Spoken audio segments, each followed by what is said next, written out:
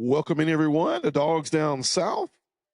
It is Sunday night, probably a little bit different of a night for us because we're usually on during the week. But we are live. I have a face we have not had on the pod in a while. My man Richman is here with us tonight. This is part one of a two-part 100th episode of Dawgs Down South. Obviously, getting a lot of these guys together, busy with families and jobs and things of that nature. And we do this for a hobby. If it paid us, we would be doing this more often, right? But this is going to be part one. And then myself and Fish will do part two of the 100th episode. But I wanted to get some of the guys in that have been a part throughout the entire milestone. Richman, how are you tonight? How's the weather up there in North Georgia? Good and dry up here. It was a little chilly today. It's kind of started out at 47 this morning. Chilly. Wow. I think the high was in the 60 maybe. I'm not sure. I didn't go out today. I was down today. I always think if we're in like the 80s, then yeah, I do always wonder if 80s, 85s, and if we're overcast, I always wonder is Georgia kind of, in where you're at, especially in, March and April when we kind of had an extended cool period here in Florida, which we will not complain about. So I always think to myself, well, it's probably 15 or so degrees cooler up there in Georgia. So I wonder what's going on up there. But hey, man, happy to have you back. I'm excited about tonight.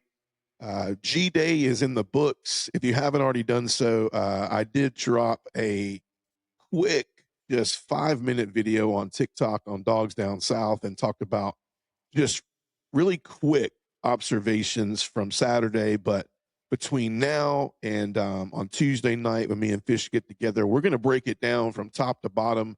We're not going to have anything left in this, but everything that probably we need to talk about Georgia-wise up until we see them between those same hedges very soon, late August, early September. Rich, man, really quick, first thought tonight. What was your biggest just wow factor observation of G-Day or the parts you saw of G-Day on Saturday? What caught you off guard the most? I think it was all the quarterbacks and all the passing and all the freshmen. And I tell you what I was super excited about was Pro Throw. He was probably my favorite player that just stood out to me the whole day. Was you're kind of chiming into what a lot of people are saying too, and I could agree with it. So you would say that probably just the ability for, I would say that a lot of these freshmen to just look kind of game ready, right? Like I mean, they're making mistakes, don't get me wrong, but there's some who are standing out and going, if I didn't know they were a freshman, I wouldn't think they were a freshman. That Riddell kid, man, I think that kid can go. There's just the freshmen seem like a lot of talent out there. It's hard to tell right now. I mean, you look at them in G-Day and you think they could go. We really won't know until a couple of games in the season. But I'm telling you, Pro Throw and Riddell, they look really good to me. Yeah. So Jaden Riddell is actually, which I know for Georgia fans that we tend to carry a really, we're well recruited in the tight end room. Hartley does a great job in there, but Jaden Riddell's a redshirt sophomore, and so he's been kind of hidden, and he's also wearing a new. Yeah, he's wearing a new number, but he can be hidden, right, because of Delp and Elias last year, and then you had obviously Lawson Lucky had a really good year last year, and then you had Barbour, who I think if he doesn't get hurt, he sees some quality minutes last year too, and so it's very easy for Jaden Riddell to get hidden. But Kirby did say, he said, one of the standout players for spring, he said, I don't think he had a bad day. And a lot of people, I hate comparisons, but we'll say it. A lot of people think, man, can we get this guy into some Brock Bowers type routes, formations, seeing the ball in some of the same ways that Brock Bowers did? What do you think about that that take on Jaden Riddell? Well, if I didn't realize he was a redshirt sophomore, and kind of makes sense. I mean, it looks like maybe he's had some gains in the weight room because he was just his arms. You know, they don't look like he'd come out of high school with those arms for sure. Yeah, So yeah, yeah, I would love to see him get some looks like that for sure. You get the ball yeah. in it. I mean, he just looks like get the ball in his hands. It looks like good things will happen with that kid. Agreed. Very much so. I know, Georgia fans are, they broke it down in their own way from top to bottom. And let's just start. We'll try to kind of break this out into sections, maybe kind of with position groups, but also maybe just like times in the game, right? First, second, third, fourth quarter. But obviously, let's dive right in with the big observations was, what, did we come out of the game kind of injury free per se, right? Obviously, Nate Frazier was the one that everybody kind of, took a deep breath in first play. He got his foot kind of stepped on, and a lot of people were wondering what's going on, didn't come back in there. But from what I'm hearing, it was a minor sprain. He went in the medical tent, and they were like, he wanted to go back in. He did some running on the sideline. He was seen running on the sideline and ready to go back in, but he was shut down. He was like, there's just really no reason to push this. There's absolutely zero good for us today to see Nate Frazier. I mean, Nate Frazier goes out and rushes for 150 yards on G Day. It don't matter to us if it doesn't show up in late August and early September. Do you agree? I mean, we didn't get to see Frazier a lot, but injury wise, what did you think? Did you see it? What did you think about the injury, Richman? I don't think he was hurt that bad. I saw him on the sideline. He looked like he was trying to walk it off. He didn't. He definitely didn't look like it was. Actually, I read later it's no surgery. So if that's the case, that's fantastic. But I mean, the other running backs that came in, we're going to have a full stable if they stay healthy. Yeah. Um, but, I mean, Bowen did really well moving the ball, but there was a couple of what is the kid's name? Dante Dowdle. Yes, the Dude, transfer from Kentucky. he looks like he's gonna be the short yardage go to guy.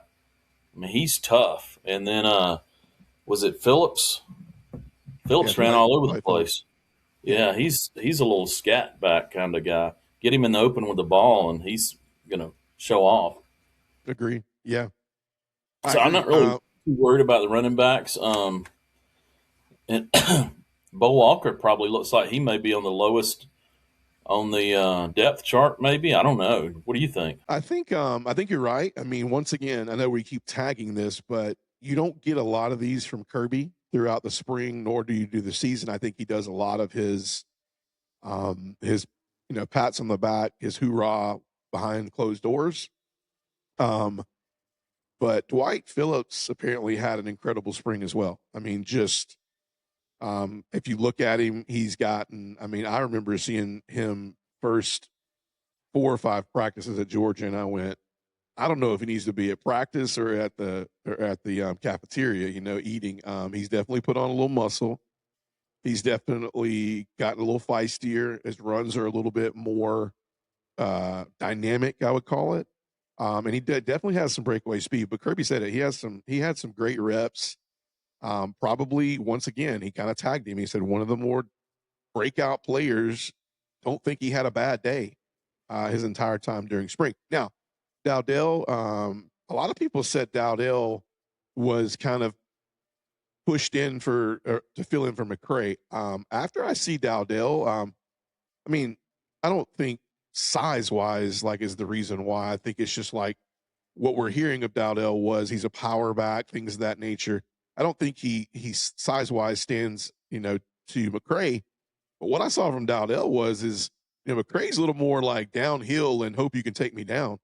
I think Dowdell showed some really good moves behind some really good power. So I agree with you. I think he can be used in short yardage, but I also think a change of pace type back that I can get behind. I mean, I love Josh McCray, but there were some times where I'm like, okay, we got him in on first down, man. This is not, it's kind of the whole, thing with Cash. It's like, I don't know, man, if we're trying to give the ball to Cash, 3rd and 4, man, I get it. He's in the set, but so I kind of see it like that. But I do think that Dowdell's more explosive looking, a little Yeah, more God gifted speed than McCray. What do you think? I think so. He looked good to me. I think our running back room looks good. I'm really excited about the linemen. Looks like we got depth in all across the line. I really enjoyed watching Jaw Jackson play. He definitely needs to work on his footwork a little bit, but I mean, he just absorbed and covered up people. He's so big. As long as he can develop that footwork where he can handle the outside rush and not let that get away from him, man, he's going to be a stud. I totally agree. I love Josh Jackson. Another one of Kirby's movers, right? So that's really good to see. I'm blown away. 19 scholarship linemen, 19.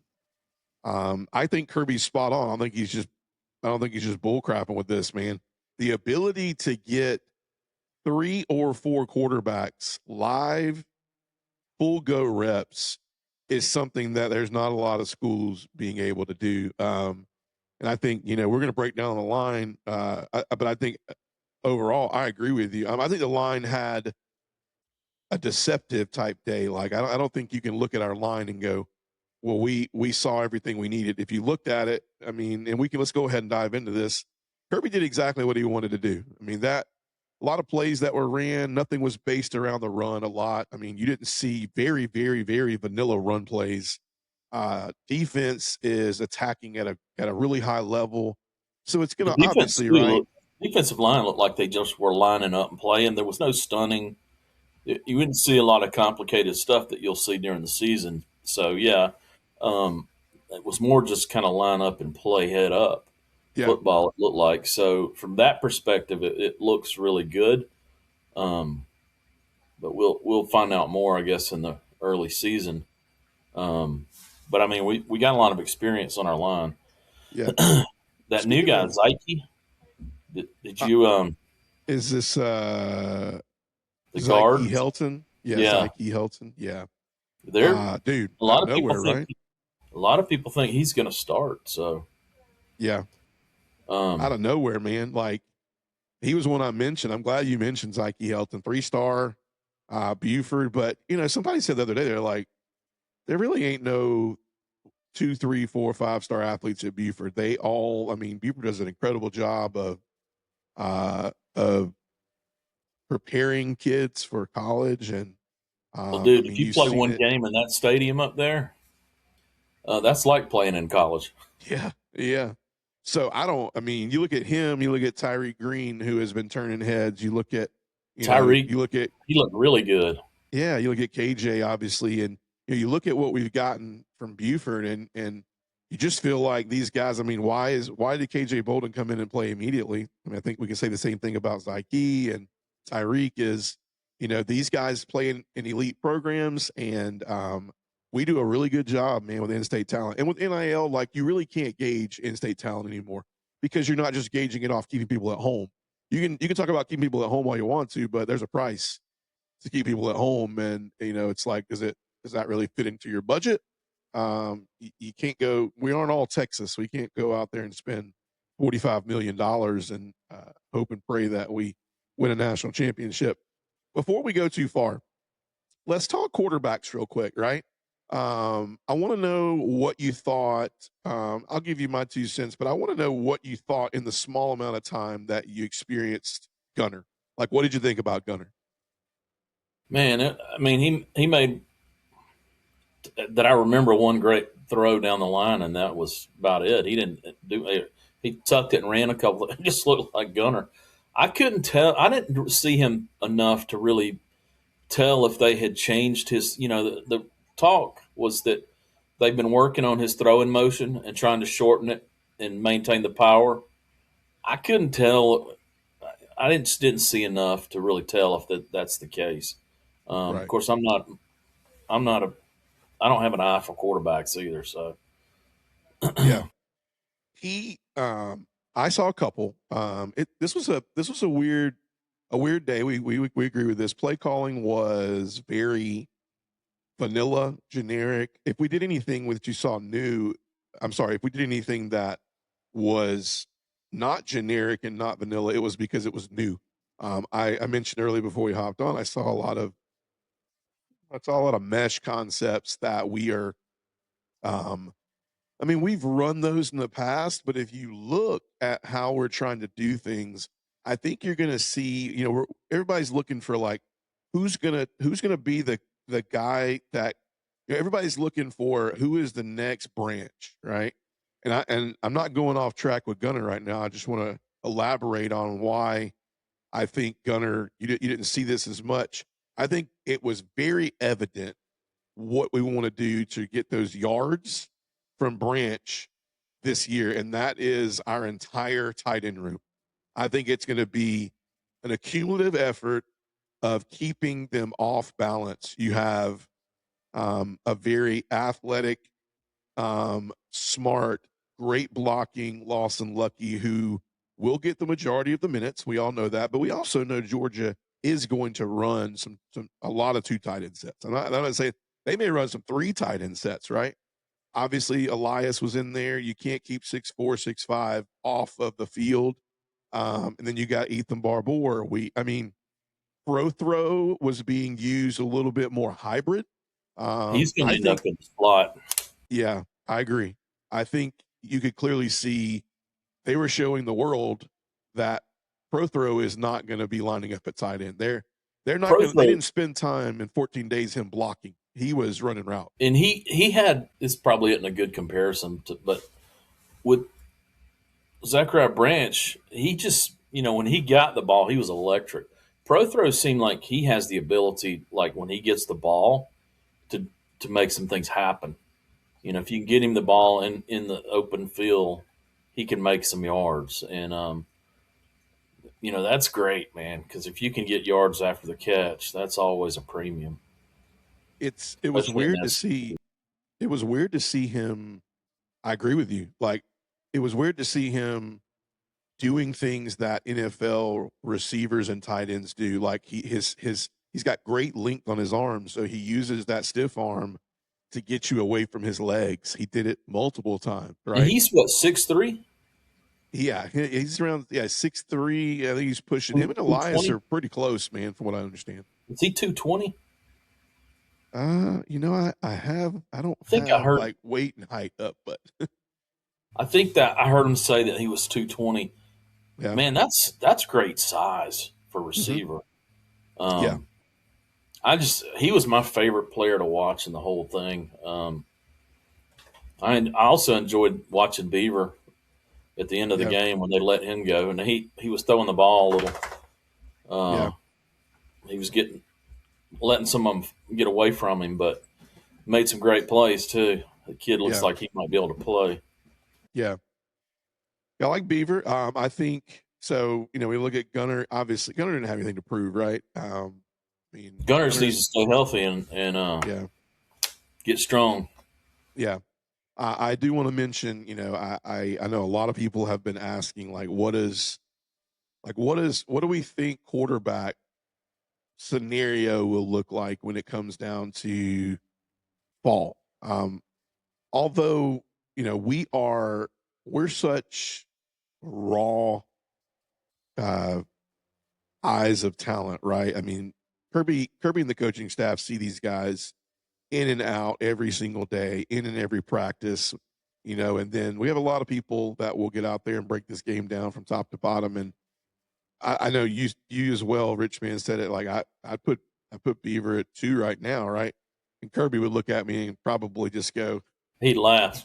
yeah, he laughed, and so I know it. And so I'm saying more from the fact of just going generally, I think his pocket presence, I think his arm strength, right? He throws a really good ball, man. And I'm He not kid saying can any tuck others it and go didn't. too. Yeah, Kentucky go. We can tell why he was wanted in that Oregon style offense. Dan Lanning recruited him, signed him. He did not He was allowed out of his LOI because Dylan Raiola, which should be a reminder of a lot of Georgia fans, ended up leaving Nebraska and heading to Oregon to not only get to Oregon and realize Now that he's got to compete for what, second exactly. string? Dante Moore decides he's coming back, and then he's got to compete. I hear Dylan Raiola's having a hard time competing for the second job up there, so that's why I think Beaver kind of made the kind of headed out of there. But I also think that's why Oregon wanted him. Right, he throws a really good ball. It looks like he's got good touch. I think now this is why I'm glad you brought Beaver up first, because when we look at the Ryans, right, let's talk about the Ryans, the Ryan Puglisi and the Ryan Montgomery. Now, Ryan Montgomery made strides in spring, I'm hearing, right? A lot of closed door sessions, looked better, looked good. I think what you're seeing with these two guys is I think Montgomery was just putting way too much pressure on himself on Saturday, right? He threw some balls, he underthrew some balls. He was trying to make some things happen. You could tell he was a kid that was listening maybe to the hype of maybe I have a chance for this backup job, right? If Gunner, we're always at Georgia going, we're one snap away from seeing what kind of backup we have. I mean, I think we've been there before, done that, and had some great quarterbacks come out of that, and also had some people transfer out of that. And some championships come out of that. Exactly. So, but then Puglisi, now this is the kid that we've been so high on, NFL type arm. What do you think the biggest thing that you saw on Saturday between the two Ryans that stood out to you about them? Man, I didn't really I didn't see it.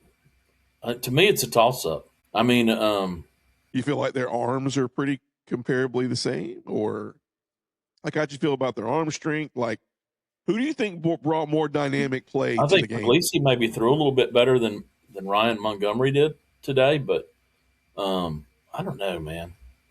I don't have a feel for those two. Yeah. I'm comfortable with Ryan Puglisi being a backup right now. Right. I was last year too. So I mean, I thought he looked pretty good last year when he came in and played. I don't know. We'll see. I'm going to go out on a limb here, man. I'm just going to tell you, Kirby would probably say the same thing I said earlier. Is, I mean, like, you're crazy. This is why you guys watch it and take one take. But here's my thing. I think Ryan Puglisi is exactly what you just said. I think he might struggle to the fact that he could be a bona fide backup for a long time at Georgia, right? I think if I had to look right now and go, who is going to be the guy that, God forbid, if Gunner Stockton goes down, who is going to be the guy to come in and spark, give good spark, give good leadership? Who's going to be the Bennett? Yes. Where's the Bennett? I think it's between these two guys. I think and just telling you what I saw. These two guys didn't make all the great throws. They didn't make all the great decisions, but they made things happen when they needed to make things happen. And that was Hezekiah Millender and Bryson Beaver. That's me. I mean, and here's the thing too. I am factoring into that they were not playing for the entire time against number one, even sometimes number two defense, right? But it wasn't about what they were doing as far as just statistically. Like, I just felt like Millender and Beaver, like, they just kind of brought a little bit more of like you remember I used to talk about when Stetson get in the game, it had a little bit more of a swag to the offense. Would you agree? Yeah. I would like to see Millender play a little bit more. I mean, he looked really good running the ball, but you or I could have run him through and made that touchdown because it was so wide open. Yeah. But yeah. I mean, he looks very athletic. He threw the ball. He's got an arm, but he was floating a lot of balls. Yeah. I mean, that's what I'm concerned about. Probably. I mean, that could have been the G-Day, floating those balls, the adrenaline rush first time out there. But I agree. let's real quick before because we're gonna go. We've hit tight ends a little bit. We've hit a little quarterback. I want to mention Chauncey Bowens. Obviously, if you look at Chauncey, he was wearing 5. Man, he A looked little good. bit of a double-edged sword, kind of honoring Garrison Hurst, but also Chauncey said he's always been a single-digit running back. Chauncey looked like he had about 20 pounds of muscle put on. Did you agree? I mean, Chauncey looked like he kind of Yeah. looked like I saw a picture of Quincy Carter and Garrison Hurst. And, Garrison Hurst now is a little bit more stockier now, and I would say his height hasn't met his stockiness. Uh, so I looked at Garrison in the picture. I'm like, I can see these guys kind of looking the same now, right? What'd you think about Chauncey? I mean, he looked like a little bowling ball, man. I don't say a little. He looked like a big bowling ball. He looked good, man. He was toting the tater for sure. I think, Our back room is stout. yeah, I mean, I I agree. guess one of the commentators said something about one injury and all of a sudden we don't look too good, but I don't know, man. I think we got a barn full of them, and we're good to go at running back. Yeah, it's hard though, man. It's hard because we know sometimes we've seen this before. Like we get into fall and we're like, where were these guys that were in the spring game, right? And you go like, why are they getting touches? I mean, you got to remember, like things change a lot once we get into fall. Well, yeah, Spring the is play spring game doesn't loose, mean anything, man, because they're playing generic football, and right? the yeah, I mean, what we saw today was just like getting out in the yard and playing 2-hand touch 30 years ago with your buddies, Yeah, basically. yeah. It's the reason why. I mean, I you've mean, seen so look, many. we saw all these quarterbacks that we've never seen before, and we saw all this passing. We're not going to see that in the fall. It's Yeah, going to be back. It's going to be back to run, lead with the run, yeah, and we're going to find out, how the offensive line can deal with the stunts, and it'll be interesting to see if they go. Uh, well, it'll be interesting to see the different blocking schemes that they start applying in the fall because it's going to be multiple. yeah, Could be three different schemes at least. yeah. I agree. I think all in all, between running backs, quarterbacks, like we got a pretty good taste. I call it a buffet of what they bring to the table. I mean, even down to Jalamar, the Colquitt County kid who looked really good, as well as I mean, we went through the tight end room. I mean, it's definitely we're deep in a lot of areas. When you look at the offensive line, I think notables we didn't really hit on. I don't want to lose focus. I would agree with you that there was nothing really to write home about for the offensive line. The one thing I will say is I agree with you about Jaw Jackson. I think this is a too deep line, and if you know Georgia, you know they're gonna be starters named, but everybody on in that top 10 knows they're gonna be in. They're gonna be a volatile piece. I would even venture to say 12, 13 deep, the way Georgia likes to do that. But just kind of reiterate, I think Michael Unai, I think he's made some strides. I'm naming some guys who are going to be like, all right, like who's going to be the guys that are going to step into that? I mean, Michael Unai has made some big strides, especially the guard position. Obviously, we talked about Zyke Helton being a kind of a standout. I think you're going to see a lot from Akina Boko, the freshman. He looked good, man. He was a good sized kid on that line. Played a lot with the second team tackles. I thought Daniel Calhoun did a really great job. Malachi seemed to have. I mean, you didn't get to see Drew Bobo at all, obviously, You know, but I I think was looking at a depth chart, and they got Malachi third. They've got Cortez Smith at 2. yes, You yes. you agree? I think if the one thing I saw was Cortez looked a little more, looked like he was a little bit physically more, I would say. I think Malachi didn't really change a lot body stature. I think it could have been a weight room thing, man. I think Malachi looked, that whole saying of do they look like they did last year, and how do they? Because the strength and conditioning program at Georgia is elite. So Yeah. it's like when you look at that, I think the biggest move that was made for Cortez Smith was the weight room and redshirt freshman, right?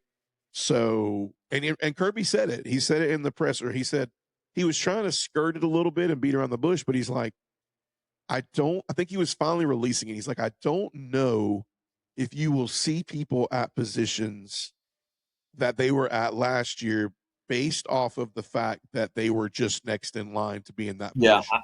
I remember him saying that. He But beat that's around the bush Kirby, a little bit man. with it. That's Kirby. That's his whole stick. And it was like that in Alabama. It's like every day you go to work, you don't have a job.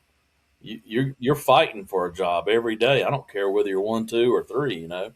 You're fighting to hold that spot. Totally agree. Yeah, And 100% agree. maybe not a quarterback, but he seems right. to coddle these quarterbacks. Did you see that interview with him and Saban? And they were joking, and he said they were joking about that. And I can't remember how the joke went, but Kirby said to Saban, he goes, "Yeah, you're willing to switch quarterbacks in the middle of the game." Yeah, you can tell there's some unsettledness with how it's weird though, man. They're so like minded, yet you can pull some Kirby will pull some out of left field and show how they're so completely different in some natures. But I did remember seeing that interview. He called him out on a couple more things too. It was pretty funny. And he said he didn't scare away from the fact that decision inevitably lost in the national championship that year.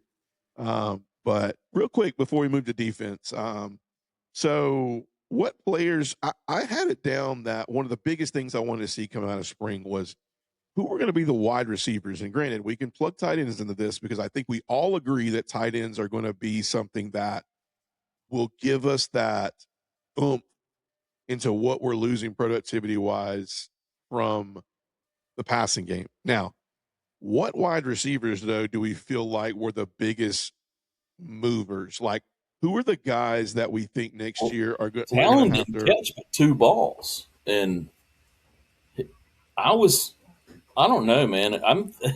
I'm thinking if these receivers don't catch balls, if they start dropping balls, you're going to see our offense that's built around the tight ends again. Yeah, in the slot. Well, and I was going to say this before you said something. To their defense, you didn't see many posts. You didn't see many. You didn't see many slants. Probably for concerns of like coming across the middle, things of that nature. You didn't see a lot of them. As a matter of fact, I saw one early on. It was a really good throw from Ryan Montgomery. Maybe it was Puglisi.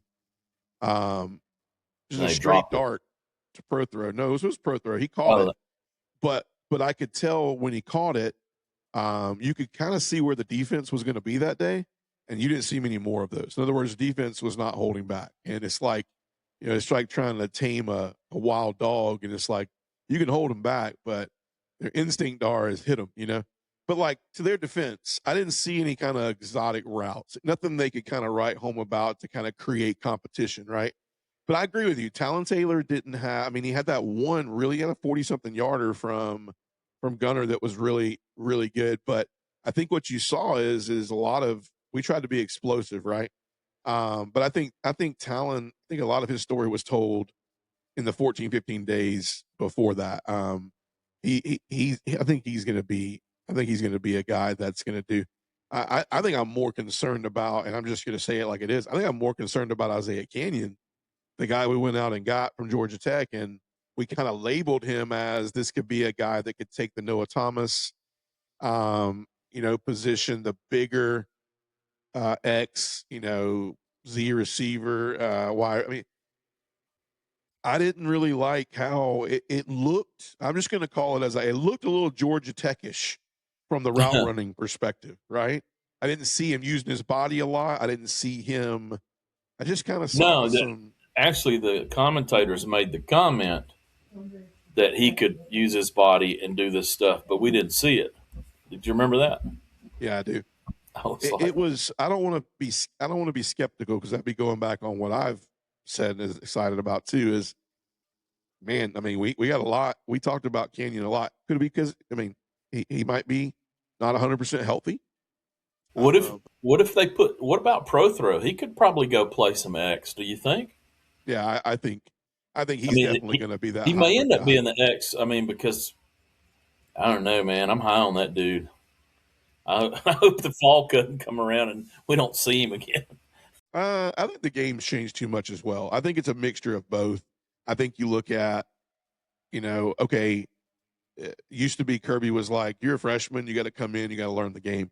Now, I think what's changed that a little bit is these guys have come in and they've had 10 to 12 practices and bowl game practices that are in addition to early, they sign early and they get on campus early, and there's no portal after spring. So I think that creates a little bit less intensity with the staff to where they're more concerned with coaching them and getting more out of them, maybe them being prepared. But I agree. But I think Prothrow was going to be lined up a little more hybrid. I think he's going to play receiver. If you want to be honest, I never saw him really lining up in anything that he had to do some full scale blocking. You know as well as I know, if you play tight end at Georgia, you got to do what? You got to be a You got to bulldog. block. You got to block, man. Hey, what do you think And about Dandridge? I think Dandridge was next on my list. I think I mentioned Dandridge a couple days ago. He is a freshman that is. I think he can Um, go. I mean, the biggest thing you want to see is who's targeting Dandridge. Everybody's targeting Dandridge. So when you look and you go, well, is Dandridge going to be a guy that can make a difference this year as a freshman? I'm not saying my opinion. You're not saying your opinion. I'm saying the quarterbacks. I mean, how many times was I mean, I could pull the stats. I don't have them right now, but because we're just talking G Day, but I think he was targeted double digits easy on Saturday. So what do the quarterbacks see in Craig Dandridge? So that's what makes me think it's like, okay, this is not just what the coaches think of Dandridge, right? Gunnar Stockton, Puglisi, all of them, they targeted this kid a lot. And I thought that spoke a lot for what we've been hearing about him. Yeah. Yeah. Yeah. Yeah. Yeah. No, that's warranted. Yeah. No, it's warranted. It's very warranted. I think you asked the $1 million question. I mean, I think every Georgia fan is hanging out in the same spot. Not only to mention that media is, I mean, when the media looks at Georgia, they're asking two questions. Can they find the productivity at wide receiver that they had last year? And can they on defense? Can they get to the quarterback? Right? Can they not make right? Well, I think too. When you look at it, I mean, and we're gonna breeze to the defense here in a minute. I think it's easier to break down the defense from G Day, but I think the question you're posing is I agree. I think you look and you go, what? I don't know if we're gonna get that answer from G Day. I think I'll save the drama on Bobo for the fact of, everything was built off of Kirby's going to show you a few things. He's going to continue to script out what needs to be worked on. If you ask Kirby, that was not G Day. That was a 15th practice, right? It was just another scrimmage. It was lined up, and we just did it in front of people, and we televised it. So you can tell that we go into practice during spring, and we are trying to be explosive. We are trying to create havoc in our linebacking core and our front seven. Um, I just think at the end of the day, when you look at the productivity from the wide receivers, I think it's going to be fine, because I also think that you're looking at last year, and I'm not saying that Oscar Delp and Lawson Lucky, like, that was a drop off from previous tight ends, and because I'll look and I'll go, you're looking at an Ethan Barbour and Elias Williams, a Jaden Riddell. They're young, right? They're very young last year. This is a different story. Elias and Ethan Barbour, and Ethan started those games last year, right? So you look at all these guys, they're a little bit more vetted, right? So I don't think I think you saw. I mean, Jaden Riddell made a couple of catches. I was like, damn, like wow, man, like that was not a tight end catch. That was, I caught it, and I'm running full speed, man. So my thing is, yeah, they're not using these tight ends like tight ends. They're using them like another addition to stretch the field in many different ways. I mean, so I think what you're saying is yes, we're going to see some complexity in the offense, but what I think you'll see more than ever is it's reminding you, and I'm gonna give this to the fans really quick because I'm gonna let you chew on it for the entire summer, right? Does it remind you a little bit of why Todd Monken was so successful at Georgia? It was because his offense wasn't based off of X and O's. It was based off of what do I got to do to get these players the ball? And you got players. You had Brock Bowers. You had Lab McConkey. You had guys that you look at and go, this play is not designed for him. It's designed for him, right? So I think that could get really saucy for Bobo and to go, how am I looking to get the ball to Jaden Riddell? Where am I looking to get the ball to Caden Prothrow at? What am I doing with Elias Williams? Yeah. No, I agree. I think Georgia fans have embraced that. They know that. I don't know that Mike Bobo is coming in with as much of a shoulder, load to bear on those shoulders as he did last year with the inability to run the football last year and Carson Beck and things of that nature. So I don't know if he's coming in with that hot seat mentality of like, got to produce this year. But I do agree with you. He has to, you got to realize G-Day had no lack of fame, right? When I mean fame, I mean, there's a lot of faces out there and names and numbers that carry a lot of stars behind them. And that a lot of those guys that are running with the black jersey on second string and third string could be first string at a lot of universities, right? So he's got playmakers. He just has to be very creative in how he's going to get them to them. And I think it could create a field day for play calling. Whether it happens, I don't know. Yeah. And we always say this come out of spring. We always say it that we see depth, we see playmakers, we see, some names I didn't even call out that I think are still people that are right in there that could see roles in this offense. We didn't see much of Sokovia White-Helton. I'm not sure why. We didn't see, we saw a little more of Landon Raldon. He's wearing 8 this year and not 84. You saw him returning kicks, punts. He's a fast, little feisty guy, man. Jeremy Bell, he's wearing 11 instead of 81 this year. Jeremy Bell is an exciting player to watch. So they're trying to figure out a lot of different ways that they can get explosive. And so you saw a lot of different faces. You saw CJ Wiley. He's wearing 4 instead of 6 this year. Thomas Blackshear, he's wearing 2 instead of 88 this year.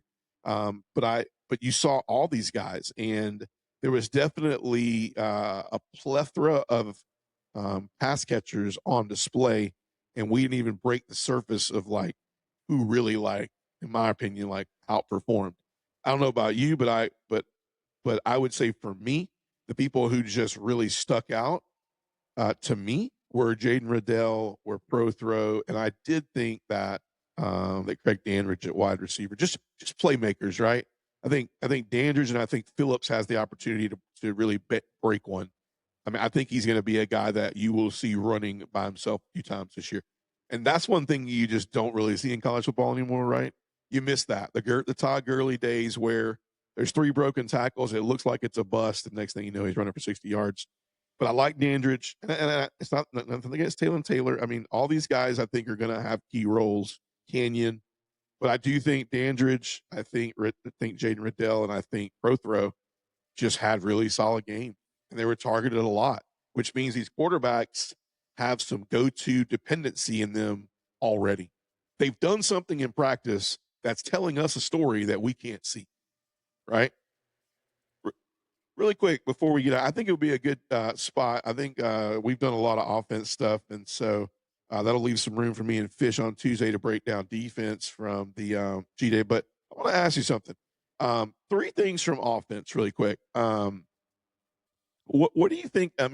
With what you saw, I know we're trying, but with what you saw, I think Georgia fans want 3 main questions answered. And I want to know, like, number 1, you think we can get there? Number 2, do you think we saw enough on Saturday to know we can get there? But my first question I think Dog fans will want to know from G-Day and what we think is, can we stretch the field, and can we make check downs from big play to safe play? You said it earlier, right?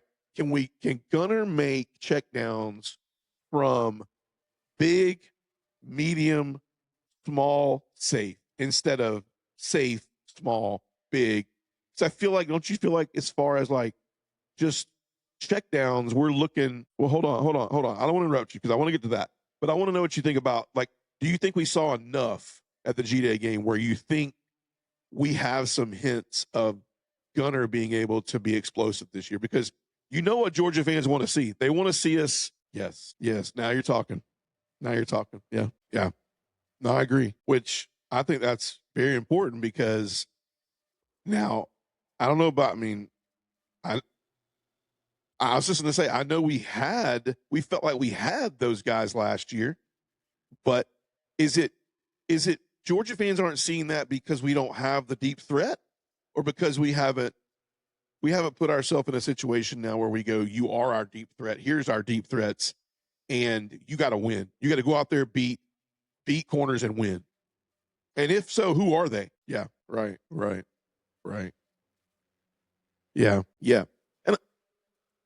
And I think to chime in on that, not to steer too far, but I think what you see in those situations with Ole Miss, things of that nature is, you know, they have a passing game that is definitely, don't get me wrong, it's elite, and we're going to have a lot to talk about over the summer because you lose things to talk about, so you got to make up things to talk about. But, when it comes down to icing a game, putting a game away, I think that is why Georgia is so effective being so balanced, is because you can also look at the Ole Misses, maybe the LSUs as we come forward, the Floridas, some of these people, and you go, okay, why don't they have a running game to put games away, right?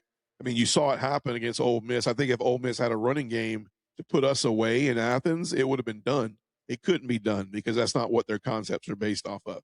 But I thoroughly agree with you about that balance of, I don't know if we have that answer. I don't know if we have the answer of we can't get the play call and to get us where we want to go, or we don't have the playmaker to get the play call to get us where we want to go. Yeah.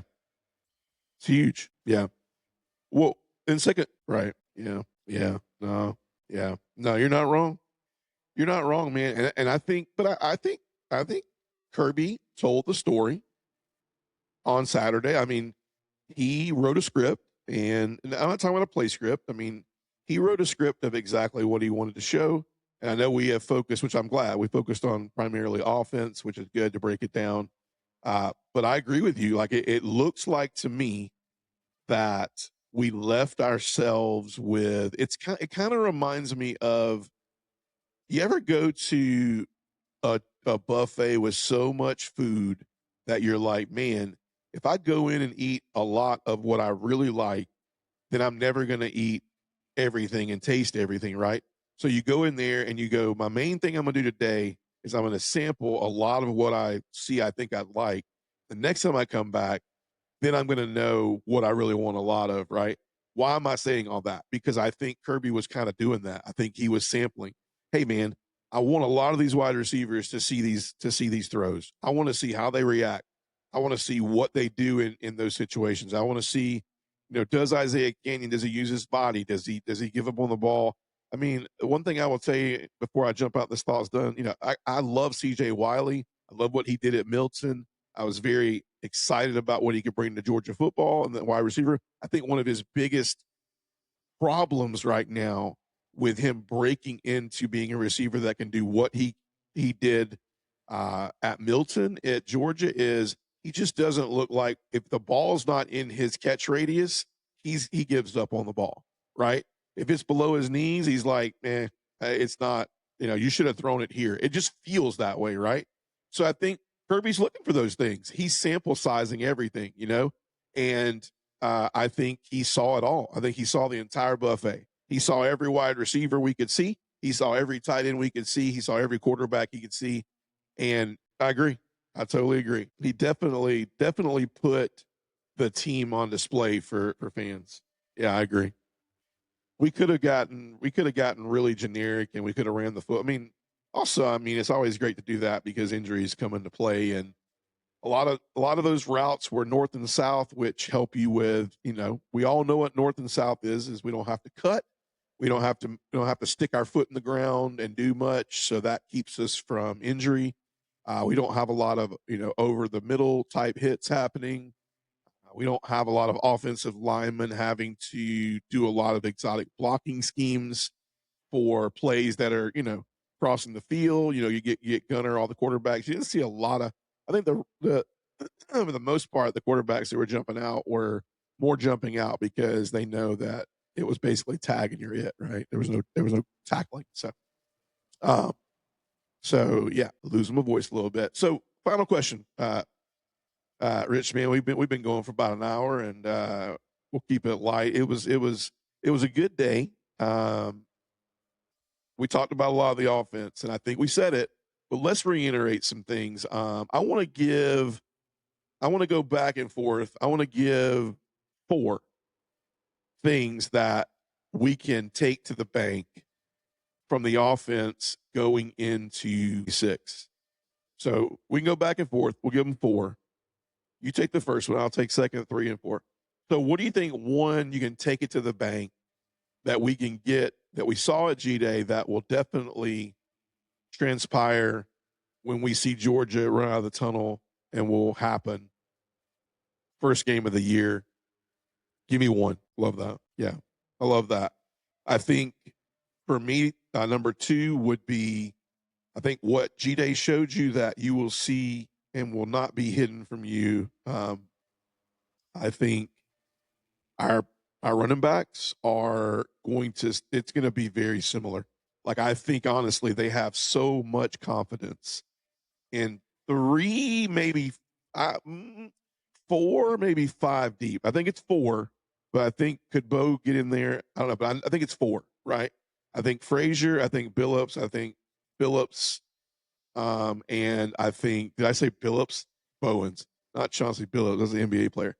Chauncey Bowens, and then Dwight Phillips, and then I think Dowdell will see a lot of McCray's type snaps. I think there's nothing to hide from that. I agree. What about a third thing? What about a third thing you think we saw that is a non-negotiable? It will definitely transfer from spring to day one. Yeah. I love it. Tight ends, rock solid. I think too, you see that we're going to be creative with them too. I don't think they're going to be in there a lot to like we're going to have them in there with intentionality of they are a part of the offense, and they always have been. What I'm saying is it could get a little more exotic as far as, who's blocking, who's running routes, how are we using them, how are we sharing them in the formation to discourage what we're looking at from a secondary point of view and a linebacker point of view. And I'm gonna be honest with you, there's some linebackers in the SEC that are going to have a hard time if they're going to depend on linebackers to cover some of those tight ends we have. That's where our run game goes really nuts. So I love that idea. I like that thought. Last thing for me, the 4th thing I think that you can take to the bank is on the offensive side of the ball. I think you can take to the bank that Gunner Stockton will be improved this year. I think he will be improved. I think he will be much more of a better decision maker this year. I think he's a between the ears guy. I think a lot of questions. Yeah. I mean, I think yes, 100% agree.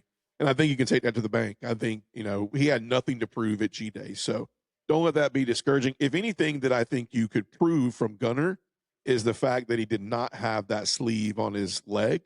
But that to me tells me that he thinks he doesn't need any crutches or he doesn't need anything to go, what if? I think he's healthy. I think he's good. And I think he's going to be a good decision maker. And I think he's going to do some things that really transcend the quarterback position. Unlike last year, where I think there were times where we probably all felt that he was kind of game managing. Would you disagree? Yeah.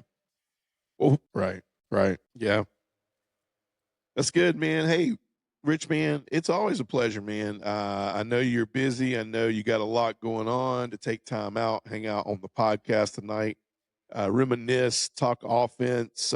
It's like it's like a bad taste teaser, but now we have it's not the long cold season, it's the heating up, and then hopefully the falling into fall, where we can see some Georgia football. We got a taste of it, but always great to have you out here, man, and talking Georgia football. Let's do it more often if we can, but obviously understand if you can't. Any final thoughts? I know we talked offense, but I'll give you the chance to spread the whole word team wise. What do you got to say to us before we exit tonight? Yeah. Yeah. We're gonna get to it, man. We're gonna get there. And I think the off season is gonna be another level of just another level of preparedness. I think we hit some strides in spring that could almost wonder if we're in fall form in some parts of spring, which is really good for Georgia. Says a lot about contending for another SEC title, winning another SEC title, and vying for a national championship. Maybe just getting the curse.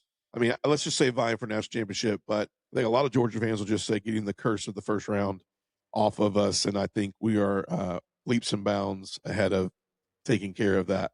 If you haven't already done so, make sure you go and like and follow us. We are on about any podcasting platform you can think of. We are on Apple Podcasts, Spotify. We're on Amazon, Instagram, TikTok, Dawgs Down South, as well as, what did I not name? Facebook, Dawgs Down South. We're on it. So go follow us, like us, YouTube. We're live tonight on YouTube as well.